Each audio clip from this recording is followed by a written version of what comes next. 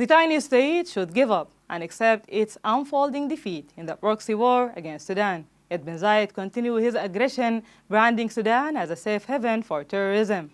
Bin Zayed, who sponsored the RSF militia in their ugly war to dismantle Sudan, is no stranger to interventions driven by his madness to conquer other nations and impose his expansionist strategy. Using the wealth of his small country, he has relied on blackmail, bribery of officials, and proxy war to achieve his goals, costing millions of lives, fragmenting nations, and starving their people. His latest defeats, including the UN Security Council resolution rejecting the parallel government in Sudan, the collapse of hopes tied to the Sumud group, international report documenting his role in arming and financing the RSF militia, and scandals over recruiting mercenaries from Colombia and South Sudan.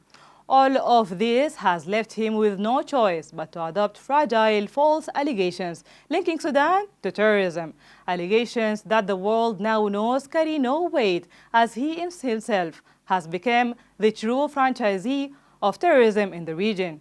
His interventions in Libya was no secret, dismantling a stable nation into two and impoverishing its people despite their vast oil resource. Before that, during the Gulf crisis, he had led campaign to boycott Doha and nearly attack Qatar military, stopped only by warnings of harsh deterrence from Iran and Turkey. In Yemen, bin Zayed turned the country into hell, recruiting Al-Qaeda and ISIS to fight the Houthi, leaving Yemen one of the poorest nations, where 10 children die every hour. In Syria, he aligned with Al-Qaeda al-Nusra Front and other extremist groups, even as the U.S. placed a $10 million bounty on figures welcomed openly in Abu Dhabi. In Somalia, he pursued his hobby of exhausting and dismantling states.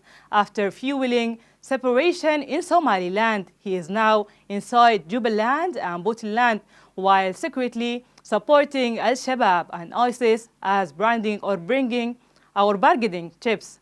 As for Sudan, the reality is clear. The National Army is fighting with the backing of all Sudanese people across sects and ideologies. It is an army older than bin Zayed's state itself.